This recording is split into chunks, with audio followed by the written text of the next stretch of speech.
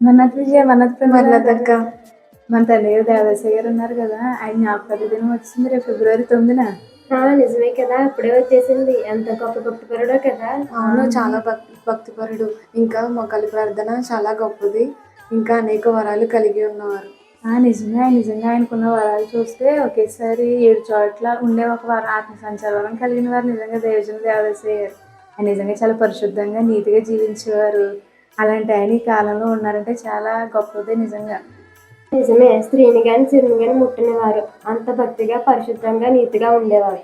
నిజమే, అందుకే దేవుని అంతరంగంలో ఉన్న బయలు మిషన్ని ఆయనకే బయలుపరిచారు. అవును, నిజంగా ఆయన వృద్ధాప్యంలో ఉండి కూడా దేవుడు చెప్పగా బైబిల్ మిషన్ స్థాపించారు. ఇలా ఇంకా కొత్త మర్మములు, పాటలు, సన్నిధి అనేక విషయాలను దేవుడి గురించి మనకు నేర్పించారు కదా. అవును, నిజంగా ఆయన నేర్పిన భక్తి వలన ఆత్మీయంగా బలపడుతున్నాం కదా. అవే పరలోక రాజ్యాన్ని మనల్ని సులువుగా నడిపిస్తాయి. నిజమే, ఆయన ఎంతో గొప్పవారు కదా. అందుకే ఆయన అంటే మనకి గౌరవం, అభిమానం. చాలా మంది ఆయన్ని పూజిస్తాం అనుకుంటారు, కానీ మనం ఆయన్ని గౌరవిస్తాం, అంతే కదా.